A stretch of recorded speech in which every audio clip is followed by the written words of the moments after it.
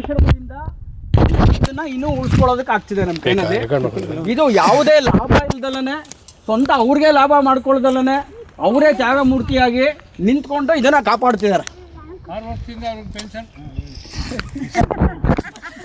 ಅವ್ರು ನಿಲ್ಸಕ್ಕಾಗಲ್ಲ. ಇದು ಅವ್ರು ಏನಂದರೆ ಡಾಕ್ಟರ್ ಪ್ರೊಫೆಸರ್ ಆಗಿದ್ದವರು ಜಿಯಾಲಜಿನಲ್ಲಿ ಭಾಳಷ್ಟು ಎಕ್ಸ್ಪೆರಿಮೆಂಟ್ ಮಾಡಿ ಸೈಂಟಿಸ್ಟ್ ಇದಾಗಿ ಈ ಎಲ್ಲ ಇದನ್ನು ಅಂದರೆ ಸುತ್ತಮುತ್ತ ಸುಮಾರು 40 ವರ್ಷಗಳ ಎಕ್ಸ್ಪೀರಿಯನ್ಸ್ ಇರೋಂಥ ದೊಡ್ಡ ಒಂದು ವಿಜ್ಞಾನಿನೇ ಅಂತಲೇ ಹೇಳ್ಬೋದು.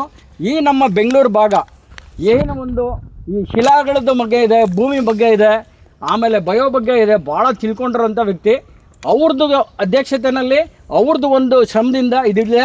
ಅವ್ರನ್ನ ನಾವು ಫಾಲೋವರ್ಸ್ ಆಗಿ ಇಟ್ಕೊಂಡಿದ್ದೀವಿ. ನಮ್ಮದು ಇದು ಸೌಭಾಗ್ಯ ಅಂತಿದೆ. ಮುಂದಕ್ಕೆ ಸಾಹೇಬ್ರು ಮಾತಾಡ್ತಾರೆ. ಎಲ್ರಿಗೂ ಮತ್ತೊಮ್ಮೆ ನಮಸ್ಕಾರ. ಬೆಳಿಗ್ಗೆ ಸಿಗದೆ ಹಲೋ ಹೊಂದಿದ್ದೆ. ಈಗ ಭಾಳಷ್ಟು ಜನ ಹೊಸದಾಗಿ ಸೇರ್ಕೊಂಡಿದ್ದಾರೆ. ನನ್ನ ಹೆಸರು ಹೇಳಿದಾಗ ಅಲ್ಲೇ ರೇಣುಕಾ ಪ್ರಸಾದ್ ಅಂತ. ನಾನು ಇಲ್ಲೇ ಬೆಂಗಳೂರು ಯೂನಿವರ್ಸಿಟಿ ಟೀಚ್ ಮಾಡ್ತಾಯಿದ್ದೆ. ಪ್ರೊಫೆಸರಾಗಿ ರಿಟೈರ್ ಆದೆ. ಅದಾದಮೇಲೆ ಅದ್ರ ಜೊತೆಯಲ್ಲೇ ಕೋಆರ್ಡಿನೇಟರ್ ಫಾರ್ ಬಯೋ ಪಾರ್ಕ್ ಅಂತ ಒಂದು ಪೊಸಿಷನ್ ಇತ್ತು. ಅದನ್ನು ನನಗೆ ಕೊಟ್ಟಿರೋ ಕಾರಣಾಂತರಗಳಿಂದ ಯಾಕೆ ನಾನು ಪ್ರೊಫೆಸರ್ ಆಫ್ ಜಿಯಾಲಜಿ, ಬಾಟ್ನಿ ಇದೆ, ಝೂಯಾಲಜಿ ಇದೆ, ಎನ್ವೈರನ್ಮೆಂಟ್ ಸೈನ್ಸ್ ಇದೆ. ಅದೇನೋ ಕಾರಣಾಂತರಗಳಿಂದ ನನಗೆ ತೊಗೊಳ್ಳಿ ಅಂತ ಹೇಳಿದರು. ಅದೇನೋ ಆಯಿತು. ಆದರೆ ನಾನು ತೊಗೊಳಕ್ಕೆ ಬದಲು ಡಾಕ್ಟರ್ ಯಲ್ಲಪ್ಪ ರೆಡ್ಡಿ ಅವ್ರನ್ನ ನಾವು ನೆನೆಸ್ಕೋಬೇಕು. ಅವರು ಇಲ್ಲಿ ಬಂದು ನಾವು ಮೊದಲನೇ ಪ್ರಯೋಗ ಒಂದು ವಾಟರ್ ಬಾಡಿ ಮಾಡಿದ್ವಿ, ಚೆಕ್ ಡ್ಯಾಮ್ ಅಂತ ಹೇಳ್ತಿರಲ್ಲ. ಆ ಚೆಕ್ ಡ್ಯಾಮ್ ಎಲ್ಲಿ ಮಾಡಿದ್ವಿ ಅಂದರೆ ದೇಶದಲ್ಲಿ 7 ಕಡೆ ಮಾಡಿದ್ವಿ. ಸೆಂಟ್ರಲ್ ಗ್ರೌಂಡ್ ವಾಟರ್ ಬೋರ್ಡ್ನವ್ರು ಮಾಡಿದ್ದು. ಆ ಜಾಗ ನಮ್ಮಲ್ಲೂ ಒಂದು ಜಾಗ ತೊಗೊಂಡ್ರು, ನಮ್ಮಲ್ಲಿ ಒಂದು ವ್ಯಾಲಿ ತೊಗೊಂಡು ಮಾಡ್ತೀವಿ ಅಂತ ಬಂದರು. ನಮ್ಮ ಅವತ್ತಿನ ವಿ ಸಿ ಅವ್ರನ್ನ ಮೀಟ್ ಮಾಡಿ ಪರ್ಮಿಷನ್ ತೊಗೊಂಡು ಮುಂದಕ್ಕೆ ಹೋಯಿತು. ಅಲ್ಲಿ ನಾವು ಮಾಡಿದ್ದೀವಿ ಅಂದರೆ ನಿಮಗೆಲ್ಲ ಗೊತ್ತಿದೆ, ಮೊದಲು ಹಳ್ಳಿಗಳ ನೀರು ಬಿಟ್ಕೊಳ್ತಾ ಇತ್ತಲ್ಲ, on the way to Mysuru ನೀವು ಬೇಕಾದಷ್ಟು ನದಿಗಳು ನೋಡ್ತಾ ಇದ್ರಿ ಅಲ್ವಾ. ಬೇಸಿಗೆಯಲ್ಲೂ ನೀರು ಇರೋದು. ಬೇಸಿಗೆಯಲ್ಲಿ ನೀರು ಎಲ್ಲಿಂದ ಬರುತ್ತಲ್ಲಿ? ಹಿಮ ಇಲ್ಲ, ಐಸ್ ಪ್ಯಾಕ್ ಏನು ಇಲ್ವಲ್ಲ ಕರೆಗೆ ಬರೋಕ್ಕೆ. ಬಟ್ ಎಲ್ಲಿಂದ ಬರುತ್ತದು? ಅದು ಗ್ರೌಂಡ್ ವಾಟರ್ ಡಿಸ್ಚಾರ್ಜ್ ಅಂತ ಹೇಳ್ತೀವಿ. ಗ್ರೌಂಡ್ ವಾಟ್ರು ತಾನು ಬಿಟ್ಕೊಳ್ತಾ ಇರುತ್ತೆ ಯಾವಾಗಲೂ. ಬೇಸಿಗೆಯಲ್ಲಿ ಮಳೆ ಇಲ್ಲದರೂ ಕೂಡ ಒಂದಷ್ಟು ನೀರು ಬರ್ತಾ ಇರುತ್ತೆ. ಒಂದಷ್ಟು ದನ ಕರುಗಳಿಗೆ ನಿಮಗೆ ಎಲ್ಲ ಅನುಕೂಲ ಆಗ್ತಾಯಿತ್ತು. ನಾವೆಲ್ಲ ಚಿಕ್ಕ ಹುಡುಗರಲ್ಲಿ ಅಲ್ಲೇ ನೀರು ಕುಡಿತಾ ಇದ್ವಿ ಬೇಸಿಗೆಯಲ್ಲಿ ಕೂಡ. ಈಗ ಹಳ್ಳಿಗಳಲ್ಲಿ ನೀರಿಲ್ಲ. ಈ ಹಳ್ಳ ಖಾಲಿ ಆಗಿಬಿಟ್ಟಿದೆ. ಈಗ ಯಾಕೆ ಖಾಲಿ ಆಯಿತು? ಮೊದಲು ವಾಟರ್ ಟೇಬಲ್ ಇಲ್ಲಿತ್ತು, ಹಳ್ಳ ಕೆಳಗಡೆ ಇತ್ತು. ಹೀಗೆ ಇದು ವಾಟರ್ ಟೇಬಲ್ ಅಂದ್ಕೊಳ್ಳಿ. ವ್ಯಾಲಿಗೆ ಬರ್ತಾ ಬರ್ತಾ ನೀರು ಬಿಟ್ಕೊಳ್ಳೋದು. ಈಗೇನಾಯಿತು, ವಾಟರ್ ಟೇಬಲ್ ಕೆಳಗಡೆ ಹೋಗ್ಬಿಟ್ಟಿದೆ. ನಿಮಗೆಲ್ಲ ಗೊತ್ತಿದೆ, ನಾನು ಎಕ್ಸ್ಪ್ಲೈನ್ ಮಾಡಬೇಕಾಗಿಲ್ಲ. ಈ ಕೆಳಗಡೆ ಹೋಗಿರೋದ್ರಿಂದ ನೀರು ಇಲ್ಲಿ ಬಿಟ್ಕೊಳ್ಳೋಕೆ ಸಾಧ್ಯನೇ ಇಲ್ಲ. ಅದಕ್ಕೆ ನಾವೇನು ಮಾಡಿದ್ವಿ, ಈ ಗ್ಯಾಪ್ನ ಫಿಲಪ್ ಮಾಡ್ಬೋದು ಅಂತ ಒಂದು ಎಕ್ಸ್ಪೆರಿಮೆಂಟ್ ಮಾಡಿದ್ವಿ 7 ಕಡೆ ದೇಶದಲ್ಲಿ. ಅದರಲ್ಲಿ ಏನಂದರೆ ನೀರನ್ನು ನಿಲ್ಲಿಸೋದು, ಒಳಗಡೆ ಹಿಂಗೆ ನೀರು ಕೊಡುತ್ತಾ, ರೀಚಾರ್ಜ್ ಆಗುತ್ತಾ ಅಂತ ನೋಡಿದ್ವಿ. ತುಂಬ ಚೆನ್ನಾಗಾಯಿತು. ಅದಾದಮೇಲೆ ಈಗ ದೇಶದ ಎಲ್ಲ ಕಡೆಯೂ ಎಲ್ಲ ರಾಜ್ಯಗಳಲ್ಲೂ ವಾಟರ್ ಶೆಡ್ ಡೆವಲಪ್ಮೆಂಟ್ ಡಿಪಾರ್ಟ್ಮೆಂಟ್ ಅಂತ ಆಗಿದೆ. ಕೇಳಿದಿರಾ? ಅಟ್ಲೀಸ್ಟ್ ಪೇಪರಲ್ಲಿ ನೋಡಿರ್ತೀರ.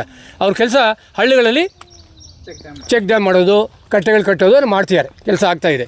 ಸೊ ಇದು 25 ವರ್ಷಗಳಿಂದ ಆಯಿತು. ಆ ನೀರು ನಿಂತಿದ್ದು ನೋಡಿ ಅವತ್ತಿನ vice chancellor wife Yallappa Reddy ಅವರು IFS ಆಗಿ ಸೆಕ್ರೆಟ್ರಿ ಆಗಿ ಕಾರಣಗಳಿಂದ ಅವ್ರು ರಿಸೈನ್ ಮಾಡಿ ಬಂದುಬಿಟ್ಟಿದ್ರು ವಿಧಾನಸೌಧದಿಂದ ಆಚೆಗೆ. ಅವ್ರನ್ನ ಕರೆದು ಮನೇಲಿ ಟೀ ಕೊಟ್ಟು, ಸರ್ ನಮ್ಮನ್ನು ಕಾರ್ಡ್ ಮಾಡಿಕೊಡಿ ಅಂತ ಕೇಳಿದರು, ಗಿಡ ಬೆಳೆಸ್ಕೊಡಿ ಅಂತ ಕೇಳಿದರು. ಆ ಜಾಗದಲ್ಲಿ ಬಯೋ ಪಾರ್ಟ್ 1 ಅಂತ ಹೇಳ್ತೀವಿ ಅದಕ್ಕೆ. ಅಲ್ಲಿ ಕೇಳಿದರು. ಅದರ ಫಲ ಈಗ ಅಲ್ಲಿ ಸುಮಾರು 70-80 ಅಡಿ ಎತ್ತರ ಬೆಳೆದಂತಹ ಮರಗಳು ಆದಂತಹ ಅರಣ್ಯ ಆಗಿದೆ ಅಲ್ಲಿ. ಅದು ವೆರೈಟಿ ಹೌದು, ಖಂಡಿತವಾಗಿ 575 ವೆರೈಟೀಸ್ ತಂದರು ಅವತ್ತಿನ ದಿವಸ. ಅದರಿಂದ ಇದು ವೈವಿಧ್ಯತೆ ಬಂತು, ಡೈವರ್ಸಿಟಿ ಬಂತು. ಇಲ್ಲಾಂದರೆ ಆಯಾ ಪ್ರದೇಶದಲ್ಲಿ ಏನು ಬೆಳೆಯುತ್ತೋ ಅದೇ ಇರುತ್ತೆ. ಇಲ್ಲಿ ನೋಡ್ತಾ ಇರಲ್ಲ ನೀವು, ಇಲ್ಲಿ ನೋಡಿದ್ರಲ್ಲ, ಇದು ಹಳೆಯ ಕಾಡಿನ ಭಾಗ ನೋಡಿದ್ರಿ, ನಾವು ನೆಟ್ಟಿರೋ ಮರ ನೋಡಿದ್ರಿ ಅಲ್ವಾ, ಎರಡು ಮಿಕ್ಸ್ ನೋಡಿದ್ರಿ ಇವತ್ತು. ಆ ಹಳೆಯ ಕಾಡಲ್ಲಿ ನೋಡಿ ಈ ಥರ ಇಲ್ಲಿ ಕಾಣುತ್ತಲ್ಲ ನಿಮಗೆ, ಈ ಪ್ರದೇಶದಲ್ಲಿ ಬೆಳೆಯೋದೆಲ್ಲನೂ ಇಲ್ಲಿ ಮತ್ತು ಆಂಧ್ರ ಪ್ರದೇಶ ಈ ಕಡೆ ಭಾಗ ಎಲ್ಲನೂ ಇದೇ ಥರ ಗಿಡಗಳೇ ಬೆಳೆಯುತ್ತೆ. ಗಂಧ, ರಕ್ತಚಂದನ, ಈ ಥರ ಕಾಡ್ಜಾಲಿ, ಬಿಳಿ ಜಾಲಿ ಈ ಥರನೇ ಬೆಳೆಯುತ್ತೆ. ಇಲ್ಲಿ ನಿಮ್ಗೆ ಯಾವುದು ಬೇರೆ ಈಗ ಶಿವಮೊಗ್ಗ ಕಡೆ ಬೆಳೆಯುತ್ತಲ್ಲ ಮಲೆನಾಡಲ್ಲಿ ಅದು ಇರೋಲ್ಲ. ಆದರೆ ನಾವು ಒಂದು ಎಕ್ಸ್ಪೆರಿಮೆಂಟ್ ಮಾಡಿದ್ವಿ. ಆ ಥರದ್ದು 575 ವೆರೈಟಿ ತಂದು ಇಲ್ಲಿ ಮಾಡಿದಾಗ ಚೆನ್ನಾಗಿ ಬಂದಿದೆ.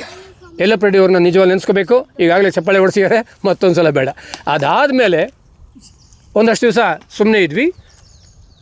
ಒಬ್ಬರು ಲೇಡಿ ಇಲ್ಲಿ ಜಿಯೋ ಟೂರ್ ಎಲ್ಲೂ ಮಾಡ್ತಾಯಿಲ್ಲ ಅಂಥೇಳಿ ಹೈಕೋರ್ಟಲ್ಲಿ ಒಂದು ಕೇಸ್ ಹಾಕಿದರು. ಆಗ ನಾನು I was heading the department of geology, chairman ಆಗಿದ್ದೆ.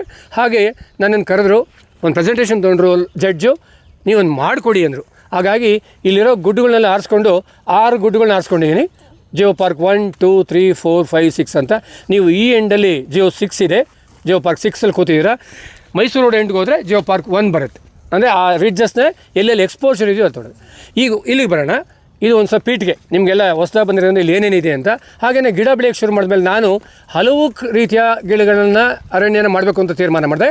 ಅದರ ಫಲವಾಗಿ ವೆಸ್ಟರ್ನ್ ಘಾಟ್ಸ್